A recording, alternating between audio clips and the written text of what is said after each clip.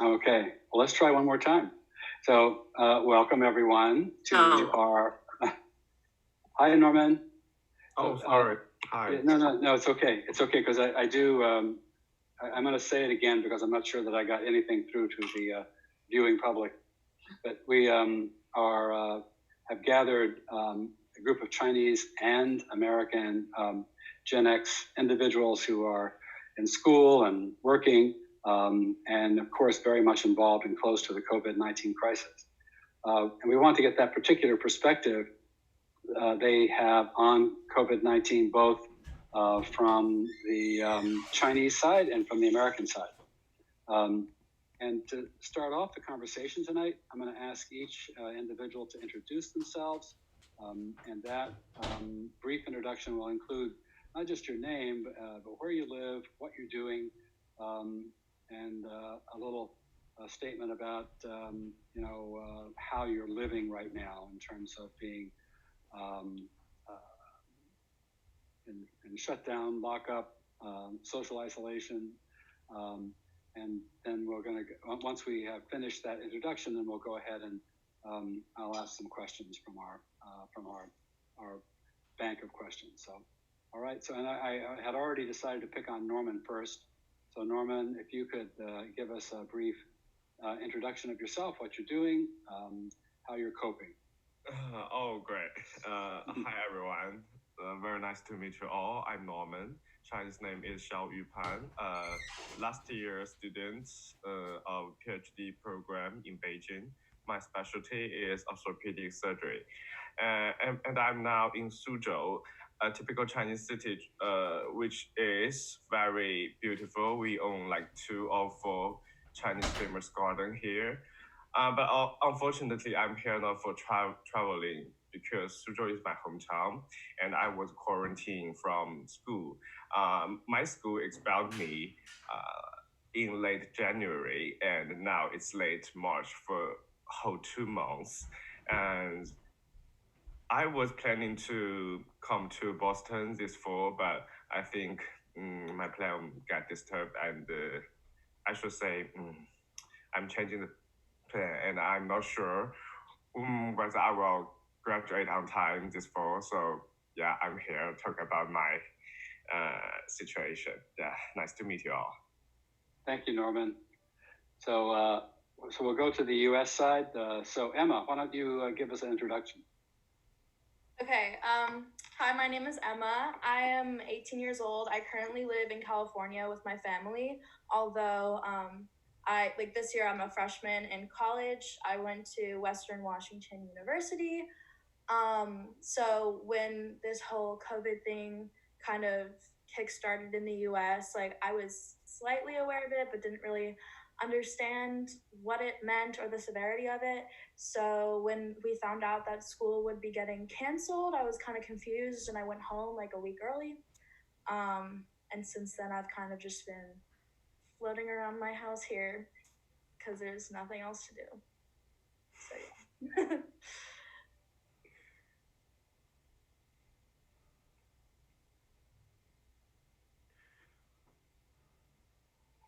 I can't.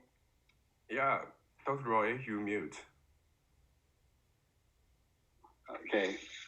Now can we go to Ash?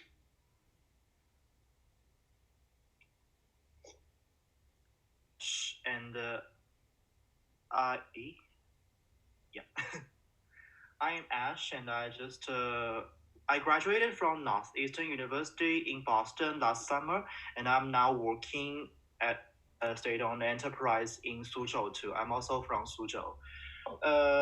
Yeah. This COVID thing actually gave me the longest Chinese New Year holiday, and I literally stayed home for 4 weeks, and 2 weeks was just totally holiday. I didn't do anything, and another 2 was working at home. Yeah, that's about the current situation of me. Are you back in the office, or are you still at home? Yeah. I have already went back to work for like a month. Okay.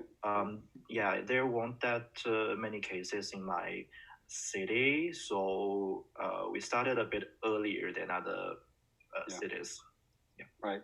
Thanks, Ash. So let's go to Elena. Hi, everybody. My name's Elena. I'm 26, and I live in Ossining in Westchester. Sorry, I have my family on here, my two nieces and my father who's hosting. So yeah, I live in Westchester. I go to Columbia University School of Social Work. I should be done in May. Fingers crossed. I think they're just trying to get us out the door, so it's looking pretty good for me. And I'm also pursuing social work. I'm an intern right now through Columbia, and trying to get hired, but that's looking good as well. I work for an alternative to incarceration program, so it's a little different than what most folks on here, I assume, are used to. But with the elimination of bail, I pretty much, the folks are now mandated to these programs, and we help them.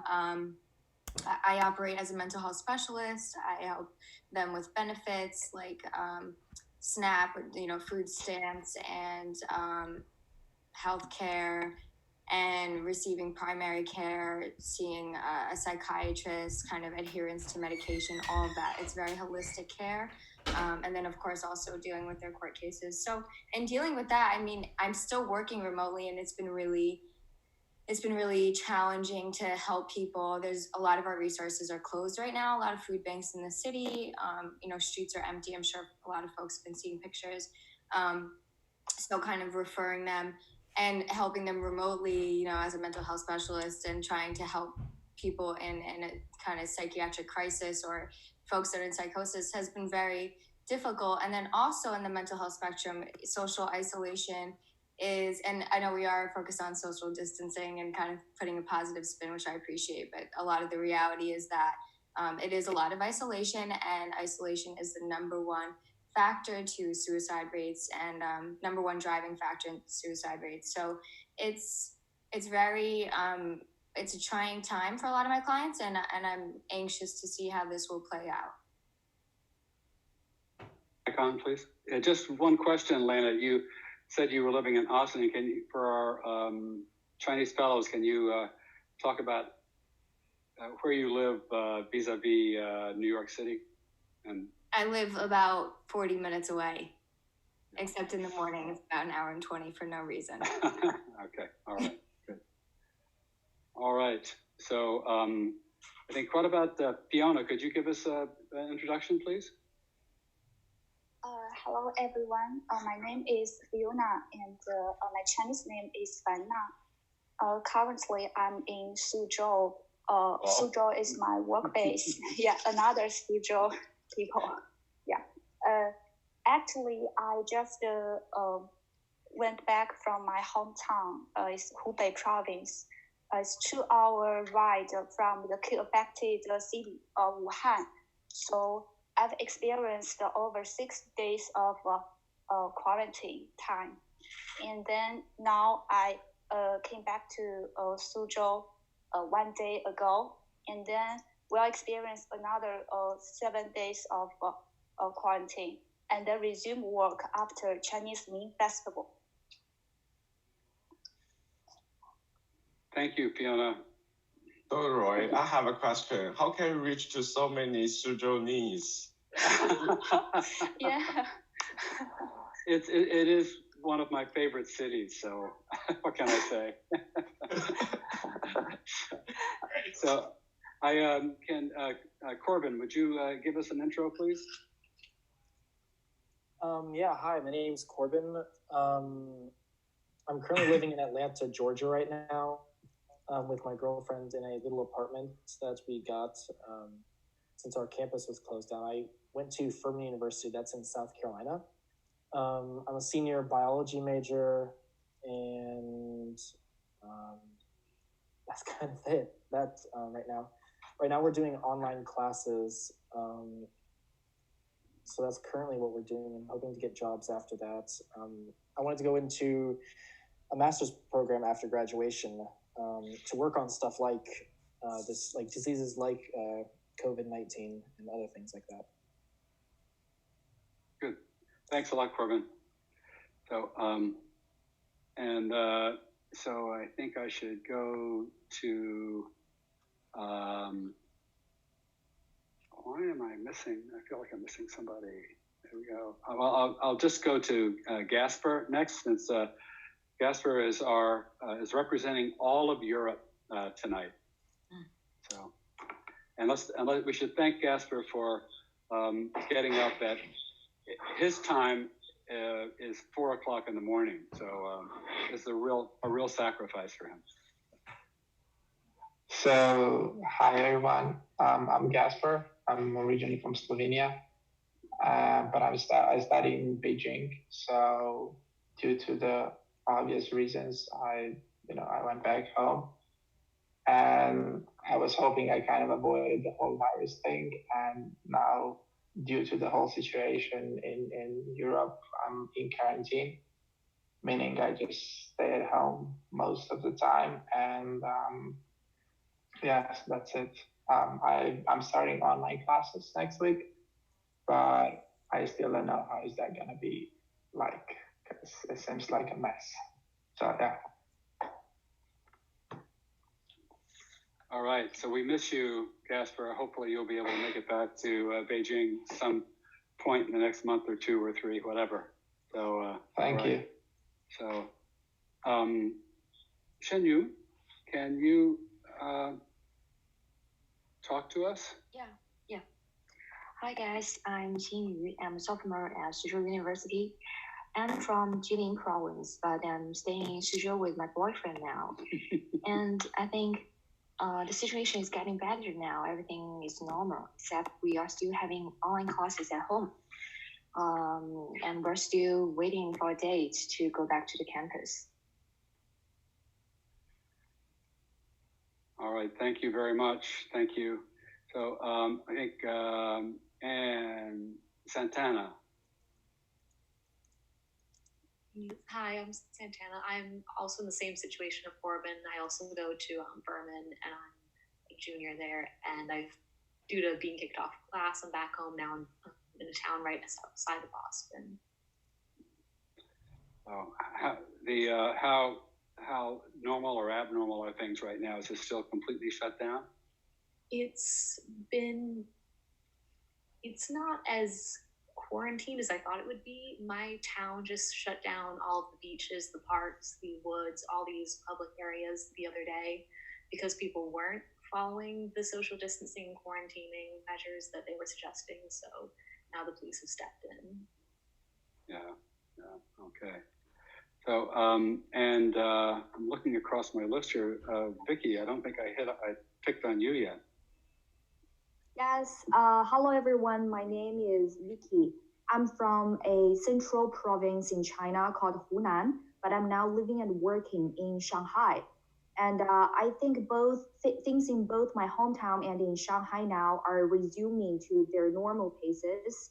I'm now working as a marketing communications specialist for a German company. So pretty much everyone in my company has resumed work. And the community where I'm living is lifting restrictions for delivery guys. So now I can have access to food and package deliveries pretty conveniently compared to the quarantine time. So I think things are improving here in Shanghai, but due to the import of many overseas cases, we are still facing some level of tensions here, but not so intense as it was during the Chinese New Year. Yeah, that's great. Yeah, that's thanks a lot. Yeah, we've all been those of us that here in China have been watching with interest the number of cases that are being imported. People are flying back home with COVID-19.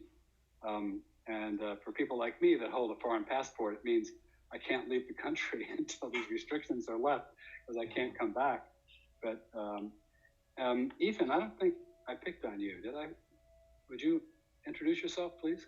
Yeah, no, sir. Sorry. My name is Ethan. I go to Furman with Santana and Corbin.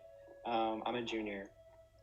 And so for where I'm from, Furman's in South Carolina, but I'm originally from North Carolina. And just today or yesterday, I think the whole state went on lockdown or something. My town had like 4 cases just a week ago, and now I think it's up to like 20 or something. But surprisingly, I live in a really, really rural town where like everyone knows each other's names and everyone knows each other's families. So I'm really surprised that there's a large amount there. I don't know. That's it's all fairly scary, and seemingly I'm on mute. I think. No, am I good? Okay. Yeah. Okay, good. All right. There are 2 of me. One of me's on mute. The other one's not. So it's all right. So, all right. So I think I got everyone to say hello. Right? Hi. Sorry, I'm like really new. I don't actually know any of you, but my name's Emma, and I'm from Virginia Tech. It's okay, really. Okay. Sorry. Siri picked that up. I go to school at Virginia Tech, and we've only had 1 case here in Blacksburg. We're currently all in lockdown. I'm originally from like the DC area, but I decided to come back. Didn't really want my parents to waste the rent money. We're all in online classes. I've gotten really crafty as we're in quarantine. I don't think these are very visible, but yeah, that's pretty much it. I'm a junior here studying public relations and professional technical writing. That's great. Thanks, Emma. And William, did I get you? Yeah, no, I have not gone yet. Okay, Hi, I'm William. I live in New York, in Manhattan. I'm a junior in high school right now. I started online class like a week ago, and it's a mess. I was possibly exposed 3 weeks ago, but I haven't shown symptoms yet, so I think I'm good. But I haven't left my house in 2 weeks anyway. I'm coping okay, I think. I'm doing a lot of physics. I'm drinking a lot of tea and just keeping up with my work. Things are okay. So are you isolating from your family as well, William? For the first 2 weeks, I tried to avoid them, but now that it's been more than 2, we've been less worried about it. Right. So thank you very much. So I think my first question or comment that I'd like to address is to, I've been very interested in how the U.S. Grandma, did you forget me? Oh no, I did forget you. Oh my God, Karina. Okay. All right. Okay. I'm sorry. I had your name already written down here as having asked you to introduce yourself. So, anyways. Okay, Karina. That's okay. I'm Karina. And for full disclosure, I have to say we're related. Yes, it's a little less bad that way.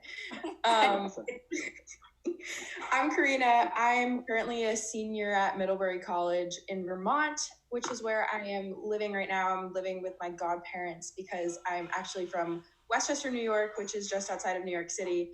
And I decided that it would be much safer up here where I could be living on an apple orchard with people that I know and love. So I'm living up here and I'm finishing my classes remotely. And then next year I'm going to be doing research at Columbia. Cool. Thanks, Karina. And who else did I forget? So before we go ahead. So I think I got everybody. Okay, great. So, I mean, one of the first questions I wanted you guys to address is your perception as Chinese nationals or as U.S. nationals about the, and Gasper, I'm going to have to keep saying European nationals to keep this fair, but is the what you perceive to be the difference in compliance. So, and I'll start this off with my own thought, which is that as someone who was looking at China from the U.S. during the beginning of this crisis, and then moved here and then experienced what was going on in New York, it seemed to me that Chinese were much more compliant with social distancing and social isolation than people in the States were. But I'd love to hear your take on it as being the ones that people were pointing fingers at as being the ones that weren't being compliant. So who wants to, someone want to step up and make a comment about that, please?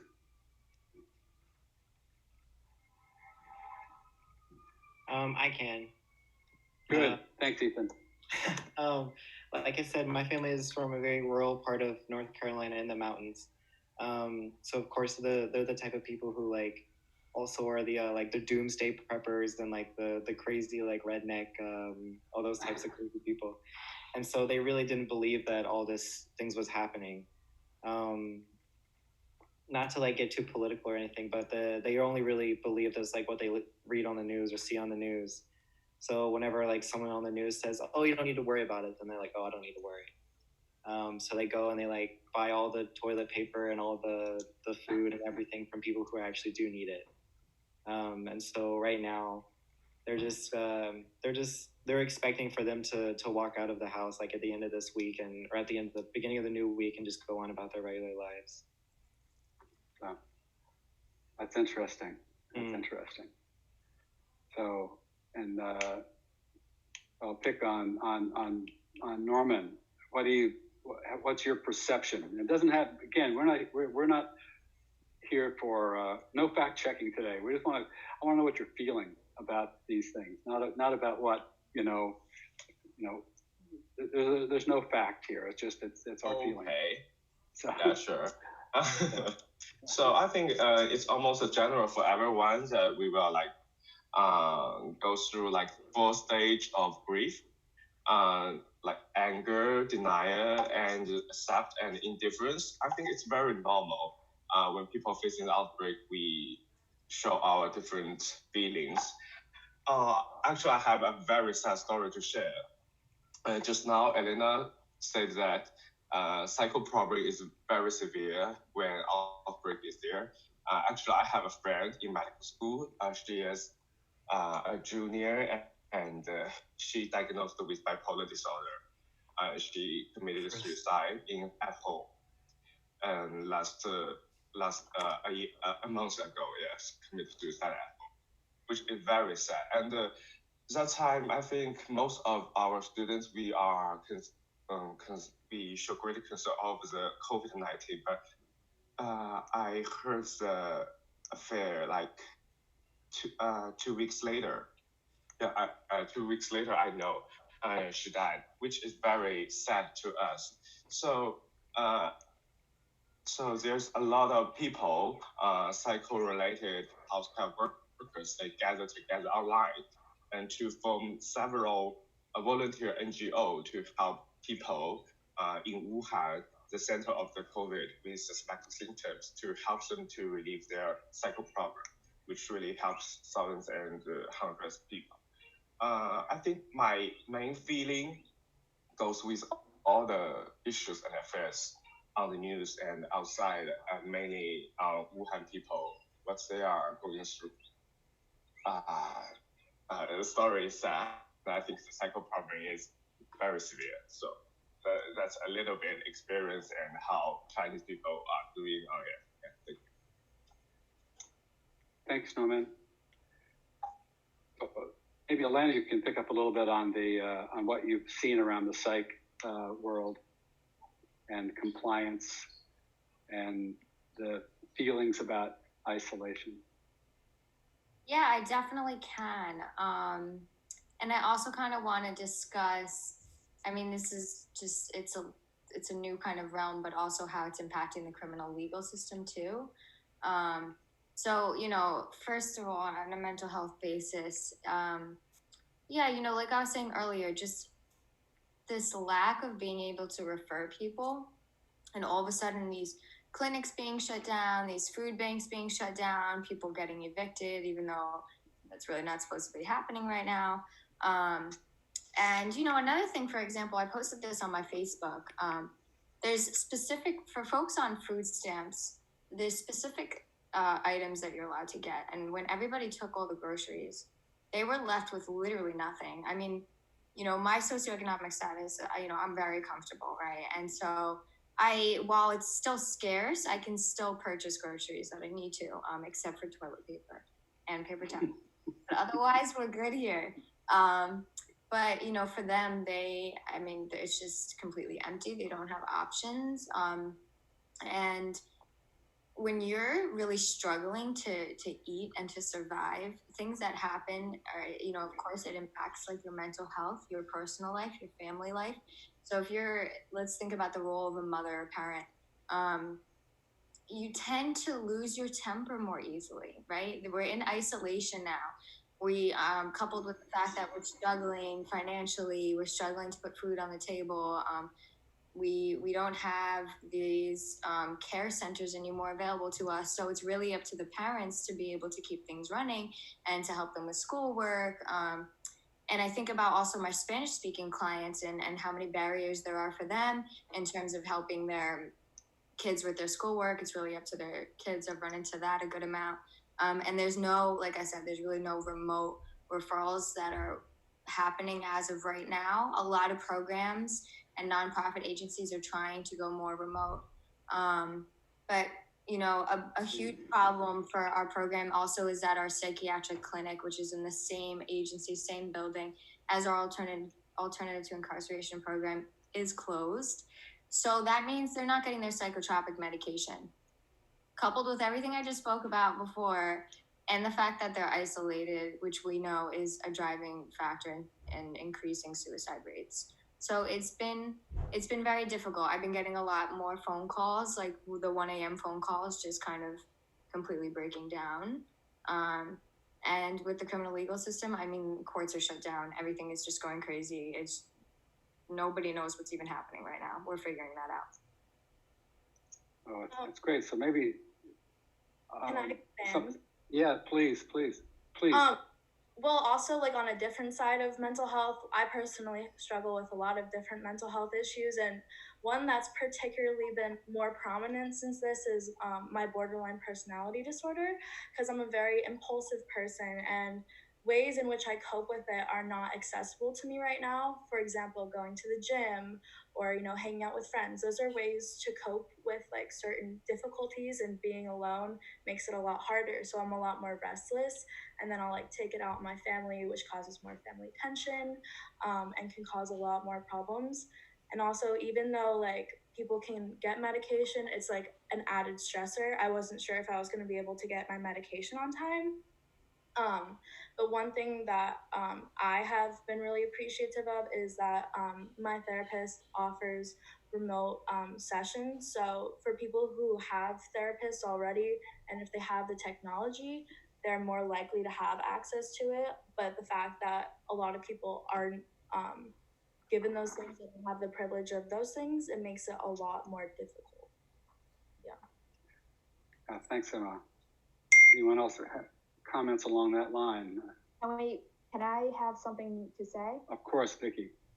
Yes. My hometown city was in Hunan province, as I introduced, and it was very close to the Hubei province.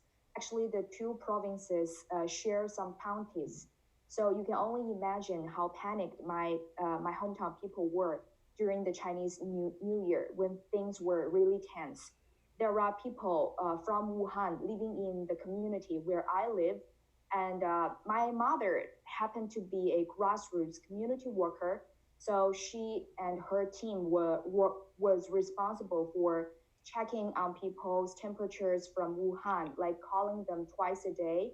And due to the panic, there are many residents who will call my parents, like call my mom, like on a daily basis to report if they see a license plate from Wuhan or from Hubei province, even though those people were actually under quarantine or had been medically isolated.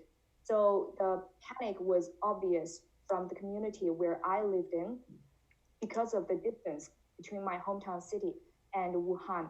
And the community where I lived in conducted the harshest restrictions. Like no cars were allowed to go out, and once you step a foot out, you have to self-quarantine yourself for 14 days outside the community. They don't, and the community committee, they cannot take care of the fees. They cannot take care of the places where you will self-quarantine. So it's all up to yourself to find a place to quarantine yourself and to cover all the fees that might be generated from the self-quarantine. So the panic at the beginning of the whole epidemic thing was very obvious in my hometown. So Vicky, would you mind describing for your American compatriots how the size of communities that were protected within Chinese cities? So in other words, what I'm getting at, of course, is that very small communities would then form that would then self-protect. The residential community in my hometown is a very special one because it's adjacent to a prison because my dad works in the prison. So in the prison, we have around 1,000 prisoners, and there's a residential community adjacent to the prison. It hosts around 600 to 700 residents. So that's the size of the community I'm talking about. And my mom is a grassroots community worker. So she and her team were responsible for checking the 600 to 700 people living in the community, especially those coming back from Wuhan or Hubei province. Thanks a lot. Comments? So I don't want to call on people. I want people to I think also kind of touching on how this has spread and the kind of panic that's been going around. I think it's been really interesting to see how social media has played a really huge role in that, because even just thinking about in January, when we first started hearing about this in China, here in the US, I remember thinking that, you know, like, oh, this is something that's horrible, but it's not really affecting me. It doesn't seem very tangible. It didn't feel like something that was going to have the huge effect on my daily life that it ultimately did just a short month and a half later. And so I think that going from 0 to 100 so fast was really propagated by social media and just the rapid spread of information that we're able to have right now. I remember even at my school, there was one email that got sent out to a few faculty members who then sent it to a few students. And then all of a sudden, schools all over the Northeast had this one email from our school, and some people at our school didn't even know about it yet. And so I think that there's just kind of a lot of information that's getting thrown out, and people have access to it so easily. And it's really difficult sometimes to figure out what's important, what should I be reading, what's a reliable source, and, you know, how should I be reacting to this? Because it's really easy to wake up every morning and check the New York Times and get really scared. And especially coming from New York, which is such an epicenter right now, I'm nervous for my family and for my friends, and both of my parents work in healthcare. So I think about them every day and how they're exposing themselves because they still have to be going to work and they're deemed essential jobs. And so, you know, I'm pretty isolated up here in rural Vermont. And so it's, you know, if I didn't have social media and if I didn't have the news that was constantly being pumped into me, I'd have no idea what's going on.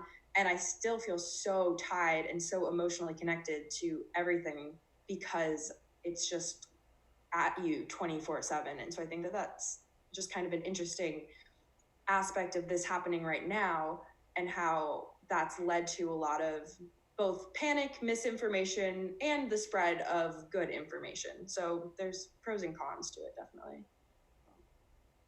So I'm going to put someone on the spot. So so because on my screen, Ash is right at eye level, so I'm looking right at him, and so what? Why am I? Really? No, like, it's how just can it's by chance. No, so what It's okay. So I just want to ask you for looking. I want to hear what you think as a young professional about the response of the United States to COVID-19, and about the governmental response and your peer group's response as this has rolled out over the last month. Are you asking me? Yes, yes. So I want your response. Okay. So at first, like in the early January, we didn't know what the virus it is. There's a virus in Wuhan's seafood market, but you don't know how deadly it is and how infectious it is. You don't. According to the statistics, it's not as deadly as MERS and SARS. So like people are not worrying that much at first. But later, I remember it was on the 23rd of January, the whole Wuhan city just went all shut down. It's a like hardcore quarantine, and like people just start to like suddenly just panic. We were just counting if there are any like imported cases from Wuhan to my Suzhou. Like on day one there's 0, on day 2 there's 0, on day 3 there suddenly came 2, and just it's just make you feel like so frustrated to keep up with all the information, and you can always see the people post information, like they ask for help, they ask for beds in the hospital, they ask for medicine in the on Weibo, which is like a Chinese Twitter. It just makes you feel sad and kind of angry. And in terms of my town, it's not a harder quarantine. It's like a softer quarantine. I think kind of similar with Boston. It's like you still can go out, but the restaurants are closed, and they set some checkpoints on the road. It just makes you feel that it's not an easy thing as the past. My personal feeling. So what about your feeling about the difference between the American and Chinese response? Do you think there's a substantive difference, or do you think that we did it, I mean, honestly, it's my feeling that we didn't do it as well, but I just wonder whether you felt that as a Chinese person. I think if you compare Chinese person in March with I think if you compare American person in March with Chinese person in January, actually there aren't much difference. It's just American is a bit lagged, because it's not you're not you don't care that much about the things happening in Wuhan. Everybody thinks that is a like far away thing. Everyone just because usually the virus doesn't go that wild. People just didn't care about that much. Then the follow up with the information, and as close as Chinese people were. So I think that's a major difference. But at the initial stage, we are just saying panic and nervous and worry. That's the same thing. Yeah. So can I say something? I think especially, yeah, please. Oh, you can go. I just want to comment on that. I think especially for the elder people, when January in China, like my parents and my grandparents, they were really indifferent on the virus issue. I think it's nothing, but for the younger generation like us, we can see a lot of information from social media, so we really learn quick about the real issues. So we will suggest like to wear a mask, to social distancing from others, but they don't. And about the duplicity of social media, there are like rumor refuting organization on social media. So I think this kind of organization really helps to reduce the panic when people can tell truth from wrong. So I think it's great for social media if we can see the right information and we can tell the truth. Yeah. I have super mixed views about social media, because I feel like in where I am in America, like I feel like a lot of people have kind of been making jokes about it, like memes about it on platforms such as TikTok. And in one sense, I'm like, okay, people are making light of the situation in a very dark time. However, it makes people a lot more, much more likely to not take it as seriously as they should. I'm continuing to see many of my friends go out and hang out with their friends and are still drinking and partying together. And it's really, really frustrating to me to see that on social media because they should be taking it way more seriously than they are. Even if it might not directly impact them, they could be someone who's carrying it and be asymptomatic and then carry it to their grandparents. And being a millennial doesn't take away from the fact that you could be seriously affected by the coronavirus. Like this is something that doesn't discriminate against age. I mean, yes, if you're older and have pre-existing maybe issues with your immune system, then you're more likely to have more serious consequences, but it doesn't negate, like there's still ways for younger people to be seriously impacted. And yeah, social media also can cause more anxiety for people who are already anxious about it. So it's good to be informed, but sometimes being too informed can lead to an increase in anxiety and can make the depression along with it worse. Hey, William, you're the youngest person on the panel. Would you kind of like react to a couple of these things you've heard, like the differences between China and the U.S. and also the way people, the impact of social media on compliance and on people's thought process? Yeah, absolutely. I do feel like since China experienced much of the pandemic before the US did, we should have had better foresight with how we're treating this. Like they experienced it first and they got more of a jump on it. I've heard like the restrictions over there were more stringent. Over here, as has been mentioned already, I see some of my friends still going out, which is very frustrating to me. And sorry, I just completely lost my train of thought. Could you repeat the question again? No, it's this. I think because I just want your perspective on that difference between Chinese and American compliance, and on the role of social media, whether positive, negative, neutral.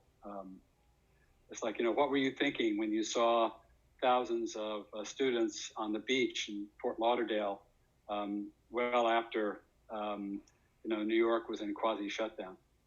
Yeah, it could just be that I'm living in the US rather than China, but I feel like we are a lot less compliant here.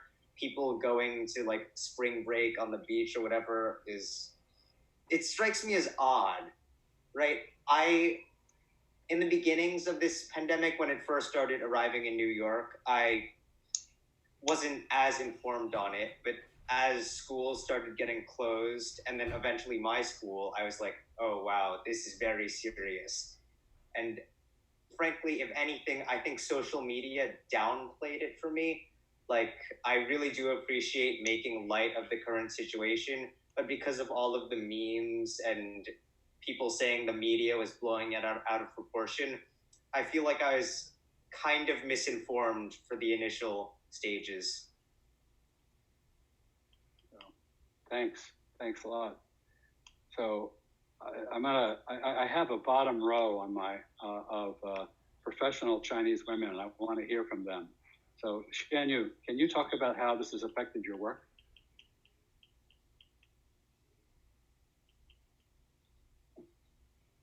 Are you calling me? Yep.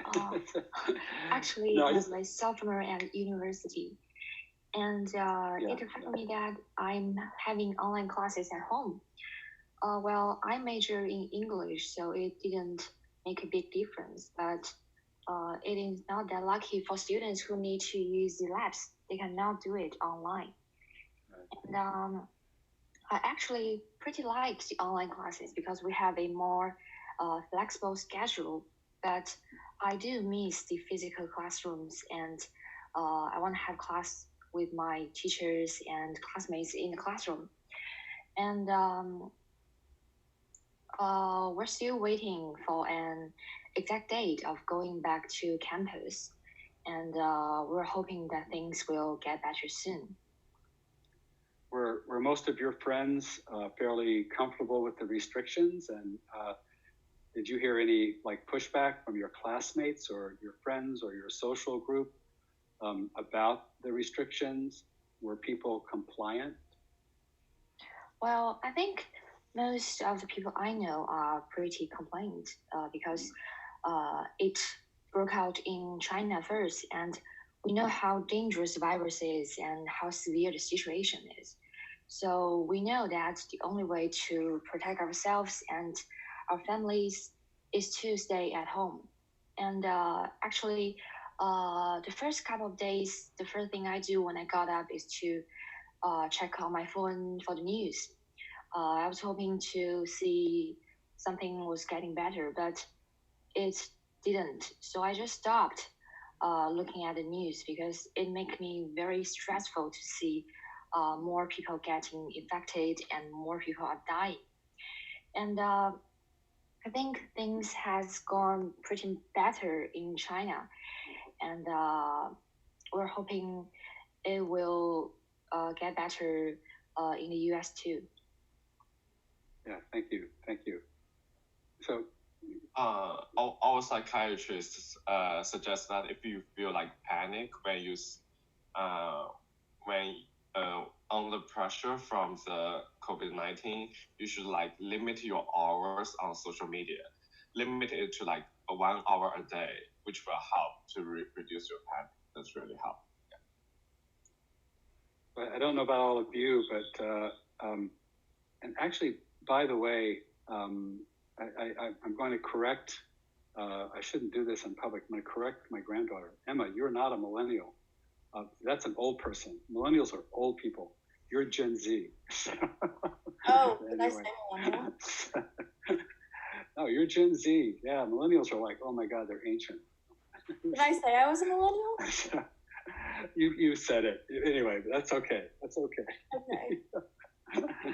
But we're it's interesting because when I started planning for this, I had to go back and look because there's a tendency to kind of always think of someone at that age, but in each generation people get older, so I'm a baby boomer, but I'm certainly no baby. So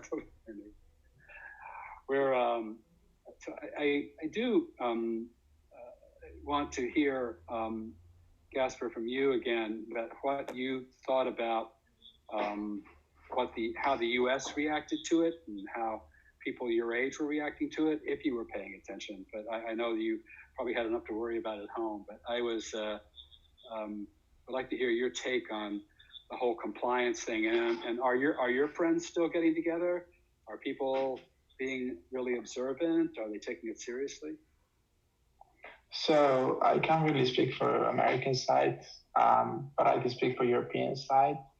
And I think the spread of this COVID-19 is caused by ignorance.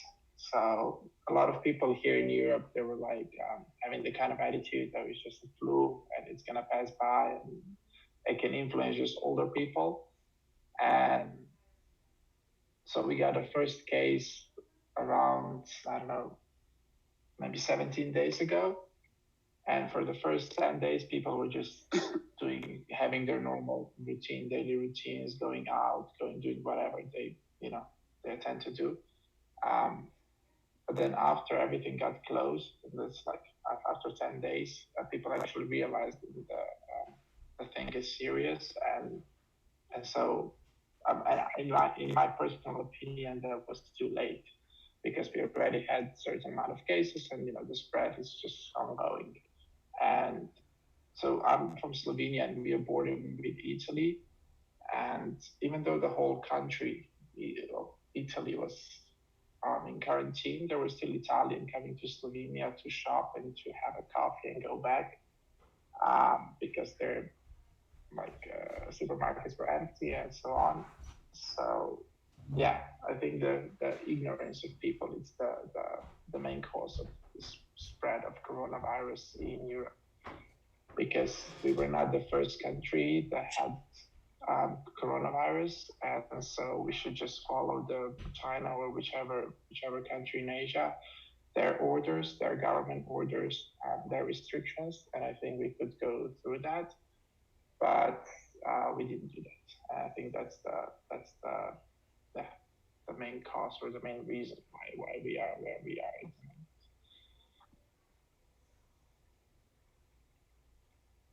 Yeah. And my friends, no, at the moment we are all staying at home. But there is really nothing to do outside. And also you get fined if there is more than 5 people in a group outside, you get fined. I think it's around 500 euros per person. So that really worked in Europe. I mean, in Slovenia. That's where people really stayed at home and then they didn't go out. Yeah, that's for me. Interesting. Thanks, Gaspar. So I am still, I'm interested in the question about whether this crisis has created any kind of thoughts in your heads about changing direction. Has anyone had any thoughts about changing their emphasis on their career or the direction of their career or of their education? I don't. Yeah, go for it, Norman. No, Casper, please. Casper, please. I don't know about that, but I believe so. There might be some people who change their professions or their education pathways, but I don't think that you can change much at the moment because you don't really have many options. And for the most people, I think they just stopped whatever they were doing and they're waiting to go back to whatever they did before the lockdown. So I don't think many people actually changed their goals or their whatever they want to achieve before the quarantine. Go ahead, Norman. Norman, you were going to say something? I was supposed to go to Boston this fall, but I have to change my plan because the school is so uncertain on whether we can get a visa on time.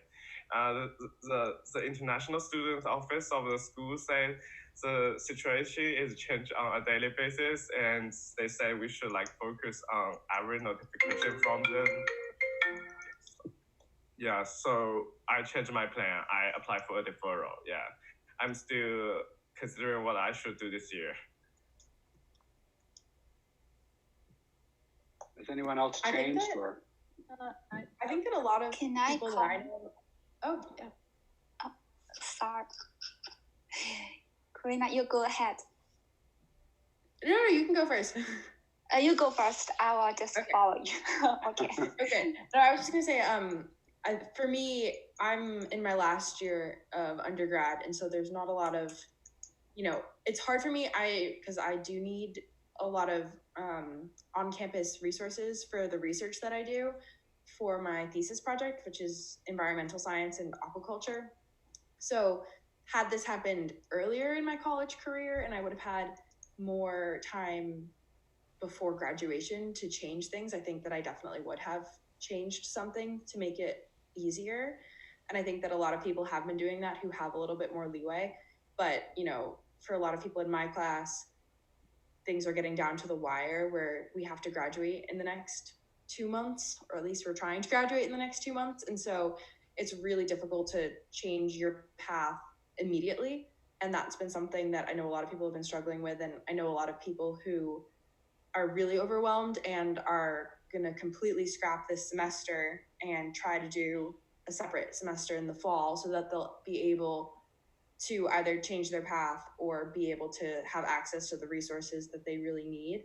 And some people can do that and some people aren't feasibly able to do that. So I think that that's been kind of an interesting thing to see how people are dealing with this and to, have to deal with maybe wanting to change things but not having enough time to at this point. Good point.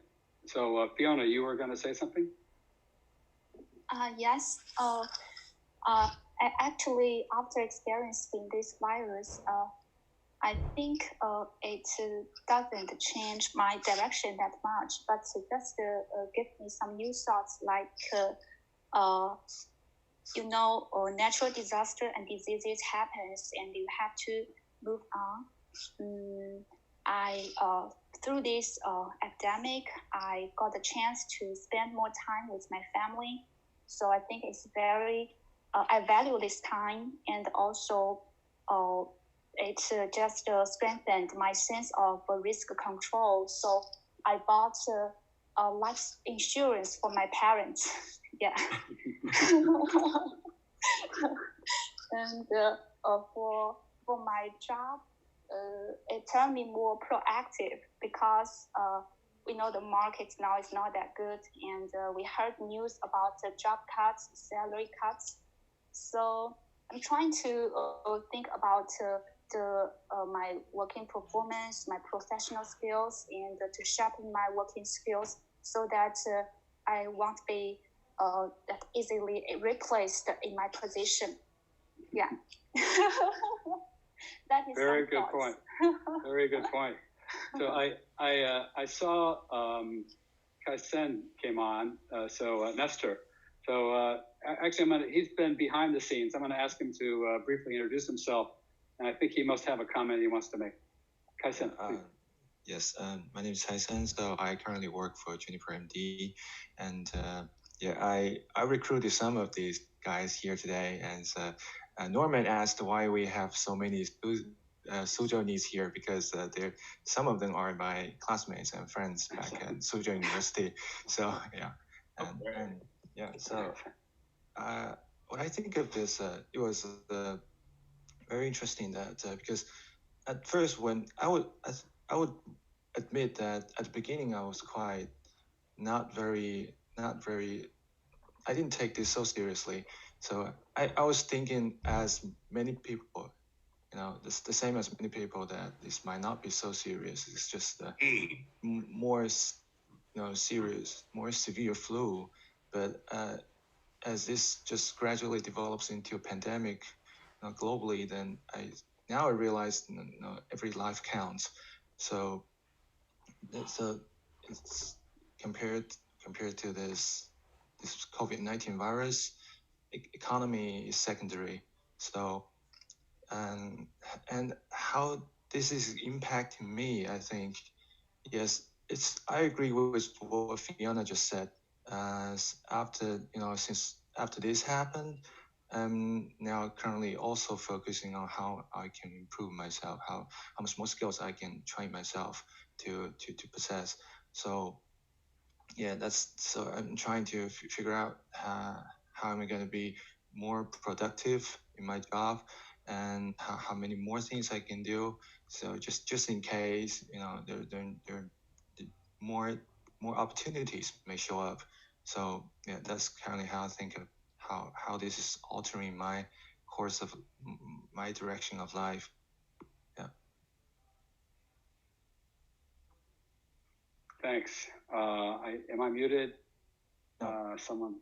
Okay, good. All right. Sorry for reaching into the screen.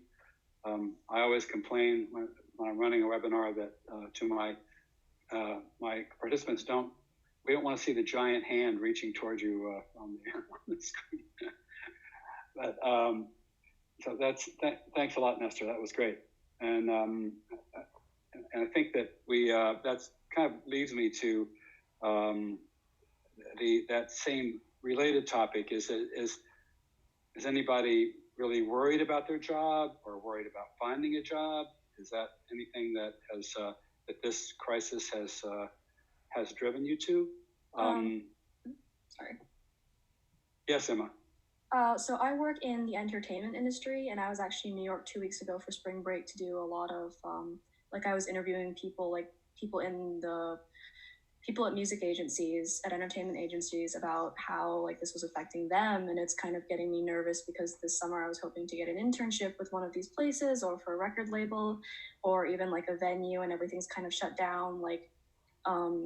here at Virginia Tech, we had this big like $150,000 concert budget that we had all planned out. It was supposed to be the Thursday after we got back from break. That was gone, like just with a snap. We have this music festival, this annual music festival, and that was gone. We have this thing called Music Day, which is where like students get to play music all around campus.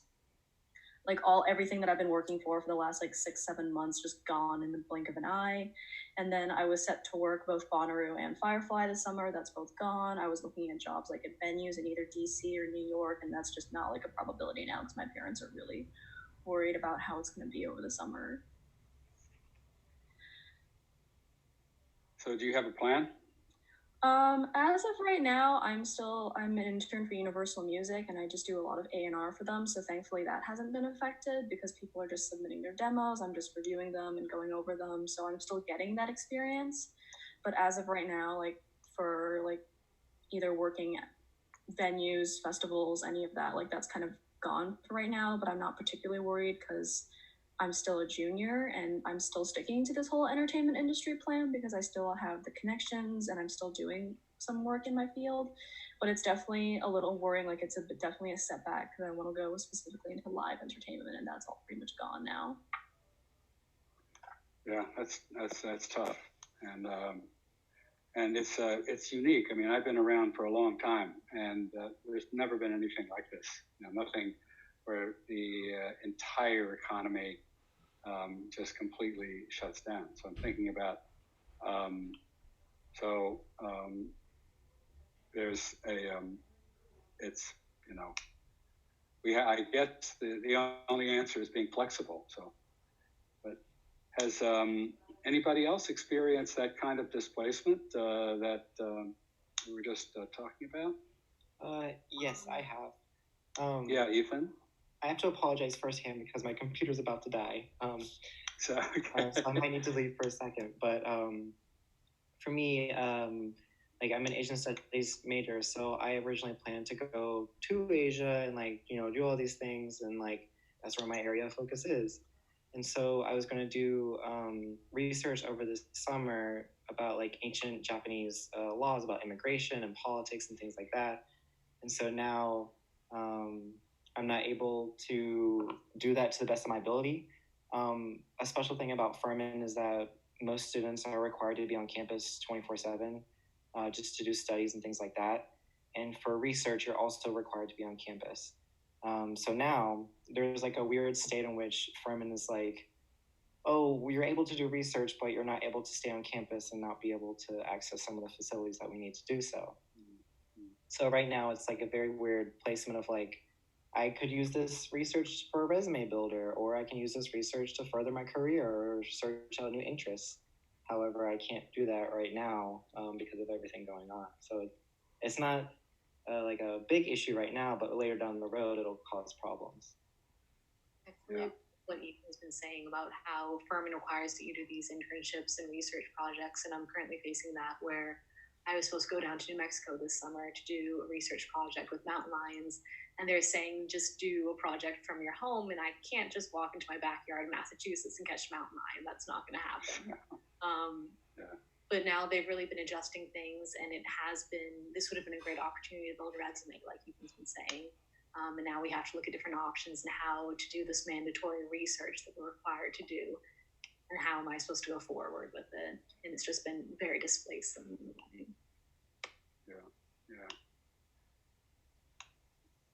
Anybody else on that topic? I have something to share. My company Thanks, is Vicky. My company is in the manufacturing industry, and we have invested loads of money last year in our factory in Jinan province. But because of the epidemic, the relocation plan of the factory was delayed for months, which will cost us even more money. And all the workers that we have recruited will have to wait because the relocation plan has been delayed. So it's like a chain reaction. And another thing is because of the automobile industry, we have different BUs at my companies, and the automotive industry accounts for the largest proportion of our total turnover. And this year, at least in the first quarter, the domestic car consumption in China is down by around 80%. So you can only imagine how that will affect our business, the business at my company. And if anything went wrong in my company, I think marketing will be one of the first departments they will fire, that they will start to fire people, because marketing department is one of the biggest spender in any companies.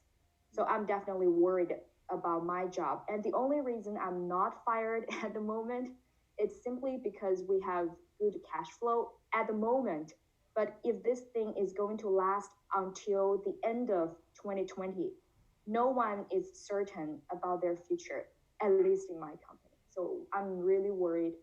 And the automotive industry is hitting us really hard. And I think the epidemic is hitting the manufacturing industry generally pretty hard.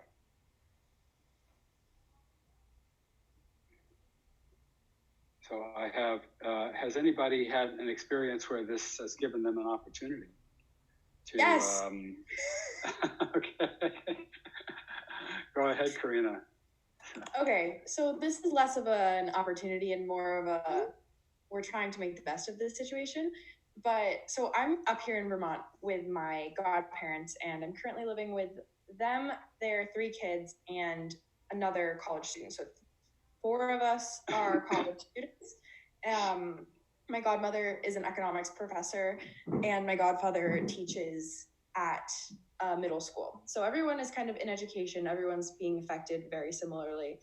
And we've started this whole website called Quarantine University, because that's what we've dubbed ourselves in this house, because we're all kind of living together, learning together, trying to make the best of everything. And so it's quarantineu.com, but we've basically been trying to make the best of things, and we've been making videos and blog posts and kind of trying to give people ideas for what they can be doing safely at home, and trying to make sure that people aren't going crazy and people are having outlets for their emotions, and trying to practice things that are helpful and healthy. And everyone's got to kind of take a step back and slow down in a time like this, and we're not going to be able to do things that we're used to doing, the things that we really love to do. And so how do you replace that, and how can you find positive outlets for that energy that you're kind of getting while you're cooped up inside? And so I think that's been a really fun project that we've been working on, that's so different than everything that I work on. I'm a biology and an environmental science major, so I don't do really creative things like this very often, and I've really appreciated that opportunity to kind of go in a completely different direction and reach thousands of people already, which has been really cool. So do you have a plan for next year? Yes. And when you graduate? Yes, when I graduate, I am supposed to be doing clinical research at Columbia with pediatric orthopedics, which I'm sure you're very familiar with. And so far, there's nothing that's standing in the way of that. So I'm still on track to be doing more of the trainings online, and then kind of get into the swing of that once summer comes around, hopefully. Right. So who else is graduating from a program in May or June? I am. Yeah. So Elena, who else? Anybody else? I am. Yeah, Corbin. Right. So we were talking about that. So yes, yeah, Norman. That's right. But I'm delayed. Yeah. So Elena, so what's your employment plan? Do you think that social work is going to be hiring? Are you going to be okay? Yeah, I think so. I think I'm going to be okay. It's crazy because I didn't know if I was going to get hired before Corona. So now it's just like, am I going to get hired ever? I do feel like I am still going to get hired.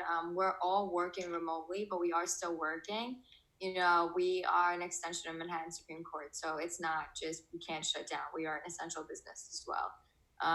And so, that being said, I do think I'm going to get hired. If they know that, if they don't, that they're going to lose me. And I mean, they just have expressed that they really want me to stick around. They've already told us like we're still getting funded for the whole fiscal year. So we actually had a meeting like 2 days ago. We're all celebrating because we're going to be sticking around. So it's good. It's very good. I feel blessed for that. But the work is going to look different. And there's been, abrupt termination with clients. There's a lot more people getting warrants. Honest to God, I'm working 10 times more right now than I was when I was going in. The only nice thing is that I don't have to commute, but other than that, it's been, it's pretty negative. Just, I'm sorry to speak on camera this way. Dan, I need my battery.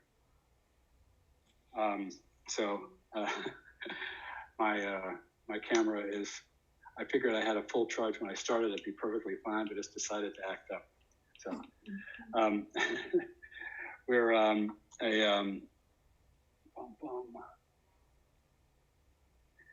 there we go. Okay. Every time it gives me the low power warning, it cuts me off. So. Roy, yes. Should I say we are making good use of the coronavirus nowadays? Because I and also your company are launching an online education program to educate health workers, including nurses and doctors, on the public health knowledge and practice. Can I say we are making good use of it? Yeah, I think that's outstanding. I'm glad you said something. And again, it's an opportunistic to look at things this way. But that's,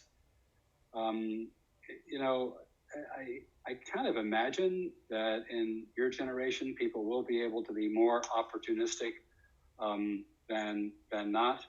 And yeah, it's not easy. Sorry. There's but what Norman's talking about, is that we were able to start a process to create a public health program for public consumption for both healthcare providers around COVID, but also for the public. And the opportunistic part of it is that is that we're okay. Here we go. Sorry, guys.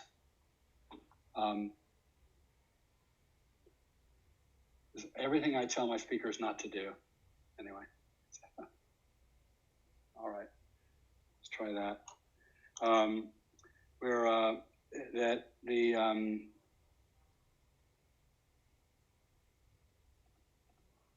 okay. All right. We can go back on camera. I think we're good.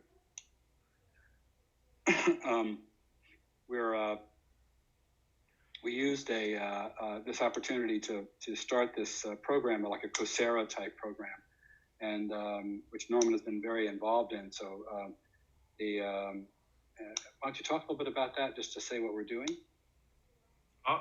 Me? Yeah, go ahead. Describe it. Yeah. Wow, we are launching a education program which lasts for like 2 months for 16 lectures and cases sharing and for seminars, which engage a world famous professor from Harvard, John Hopkins, and IGO WHO officer to work on the same topic program. As a MD, MPH, and candidate, I'm in charge of the content development. I got a lot to do in the next 2 months, but I'm not sure after 2 months what should I do. So, well, we'll try to keep you occupied. So, and my camera's disabled if we could somehow, so I can't get back on. Okay.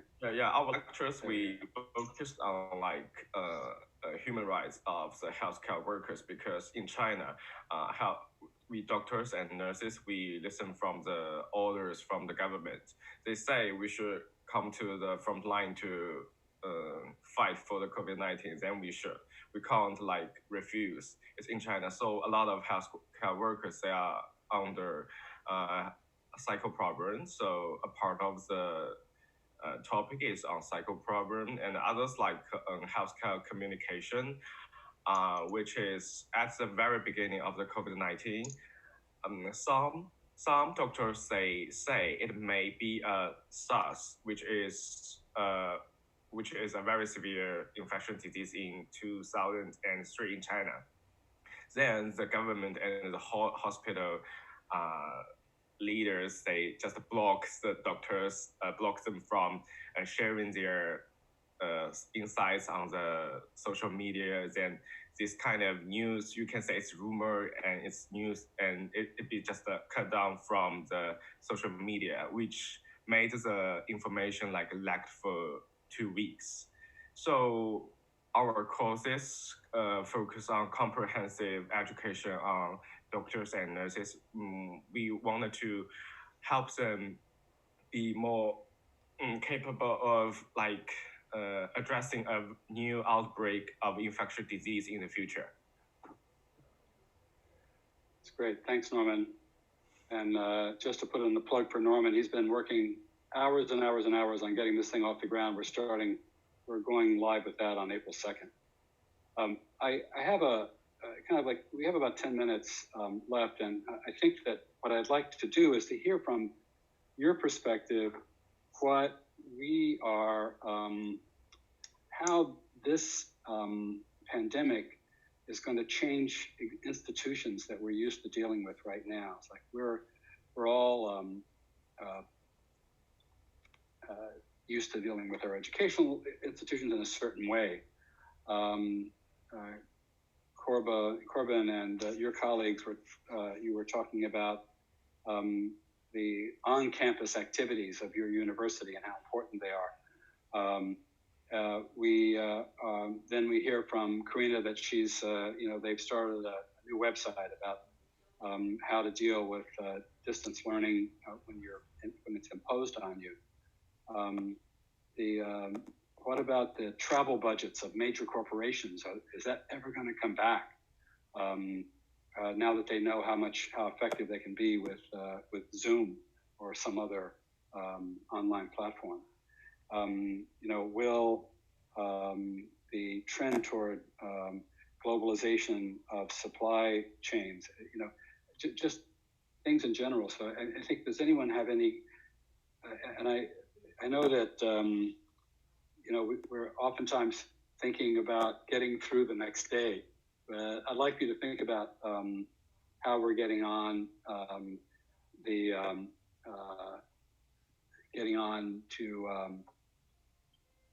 the next decade and how things might change. So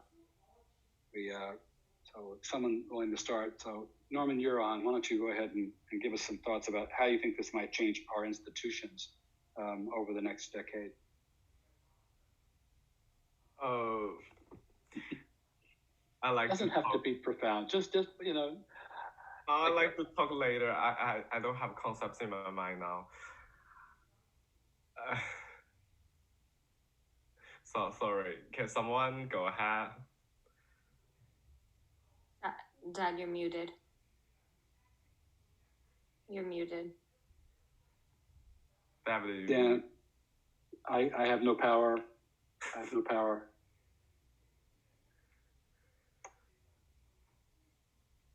Okay. Well, I think that he's running out of battery.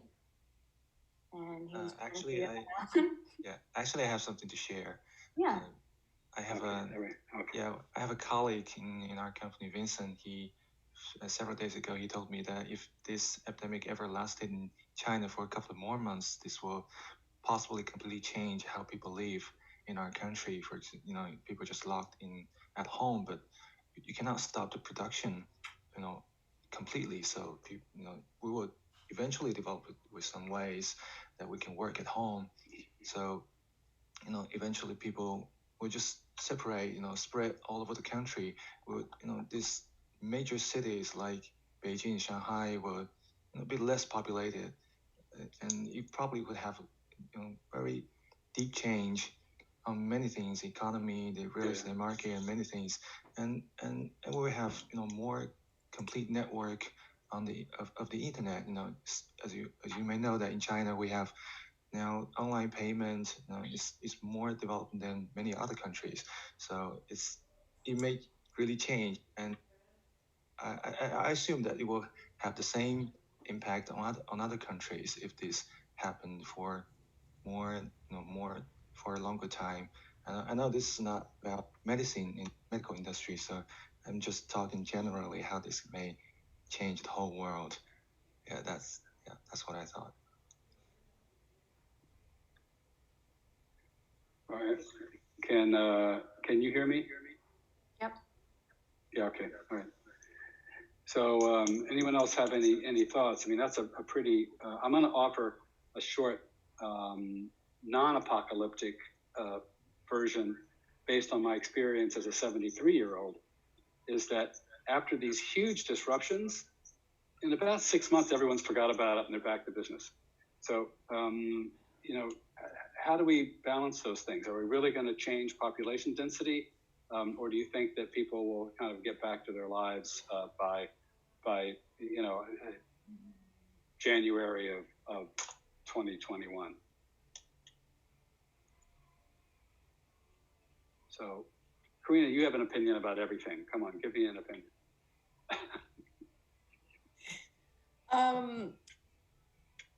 Can you just specify a little bit more, just like how No, just how are things going to change? Are we going to stay with more distance learning? Are corporations going to be thinking about not traveling as much and just using the online platforms? Are we going to live a more and we talked about this in the title of this, is there going to be more social isolation just based on fear of disease? So I think that this could go a few ways. I think that if this kind of continues for an extended period of time, I think that there's going to be a lot more new technology that comes out and a lot more new platforms for communication and for learning and for collaboration that I think definitely would have the potential to bleed into life as normal as we continue on, as we hopefully kind of get through this pandemic and we don't need to social distance as much as we have to right now. But I really do think that something that makes humans so special is that we do communicate with each other and we interact with each other. And I think that there's something that's really important about face-to-face interaction, particularly in person, that you don't get through a screen and that you don't get through these different kind of channels of work and of communication that we need to utilize right now. And so I think that ultimately things are going to go back to, I don't think that this is going to be something that's going to lead to more distancing in a more permanent sense. But I do think that there's definitely the potential for more flexible opportunities for work to arise out of this, which could potentially increase productivity in the future when other situations arise that we could maybe make use of them for. So I think that that's definitely a possibility. To add on to that, I feel like I would hope that the cleaning routines in stores and in public transportation can maybe improve as a result of this, and people's personal hygiene will be reinforced. Just like constantly wash your hands when need be. Sneeze in your elbow and stuff like that. But yeah, I agree with Karina when she says that. I believe that things will go back to normal, as it's pretty much just human instinct. And also, I just feel like we have this incredible ability. Like, I think, Karina, you said this, like, just to bounce back. Like, we've been through so much already.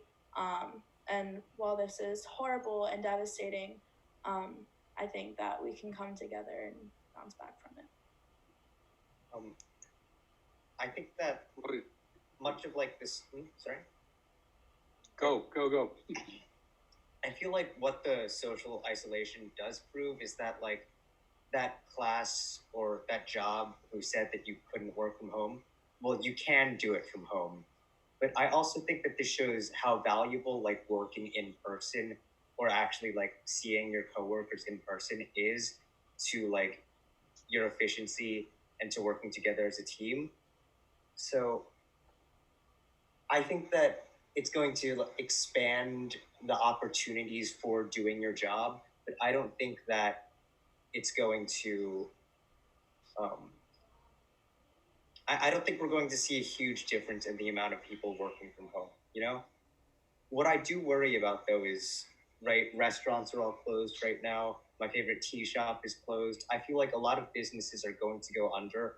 A lot of people are going to be out of jobs, and I just wonder how that is going to work out when this is over.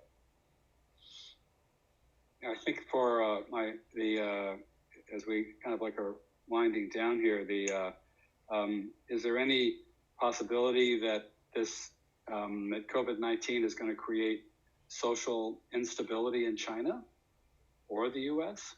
Or do you think that the governments have reacted well enough then to handle that?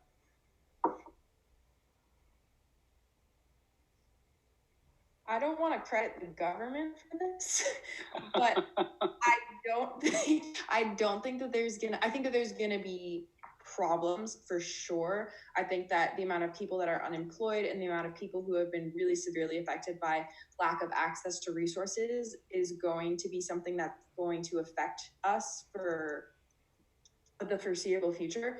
But I don't think that there's going to be any kind of societal breakdown after this, because I do really think that we are resilient and that we're going to be able to get through this. But again, I don't think that I would credit our government for that. Well, I actually personally discredit our government. I think that one of the reasons we've had so much trouble is we've had no leadership from the top. I would agree with that.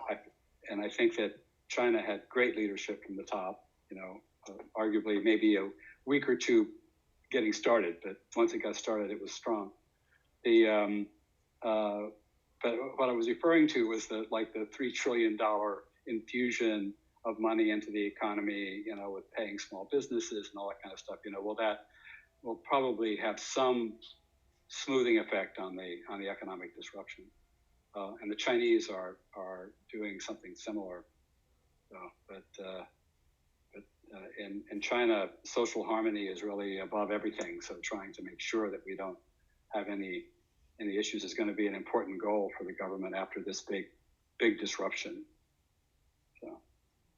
So any other comments here? I'd love to hear. I want to hear more. So. I think that a lot of us collectively are going to, if and when this goes back to normal, I think people are going to just appreciate what normal was before. If I'm talking to people, like, for example, whatever, hey, what are you doing? Or nothing, I'm just chilling, it's quarantine, what am I going to be doing? They're like, okay, what would you be doing before? And now this word before is becoming kind of just before it all happened, before quarantine, when everything was normal. And we say normal, we know what it means. It's before Corona. And I think that, we're going to just appreciate everything we had a lot more. I mean, the small things. For me, it's going to be getting my lashes done. For real, that's a part of self-care for me. And I miss them and I want them back. That's going to be the first thing I do. And just, of course, in terms of the isolation part, I think that we're going to appreciate people a lot more and go see our friends and be better about just maintaining contact with people, not just virtually. I think restaurants and bars and malls are going to be packed and crazy, to be honest with you. That's what I envision. So it'll be interesting. I mean, the economy is going to be shot for a while, but think about when we all go back and we want to, live our consumer lives again. I think we have a possibility of bouncing back. Well, that sounds. I love that as a final optimistic comment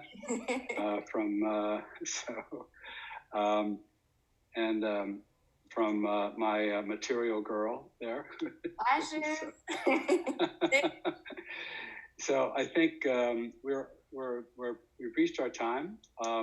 Again, I want to thank everyone for being so generous with your time and your comments and talking to us on camera from all over the world. I'm really want to especially thank Gaspar, who's managed to stay awake for this entire thing, despite the fact that he had to get up at 3:30 in the morning to do this. I didn't sleep yet. So, but I also know you weren't out of the bar or club, so that was Everything is closed, so everything. Netflix time. Okay. All right, everyone. So live well, be well, and thank you again. And we may be calling, Juniper may be calling on you again if we think about the topics we'd like you to discuss. So, okay, so bye-bye. Bye-bye, everybody. Bye. Thank you. Good night. Good night. Bye.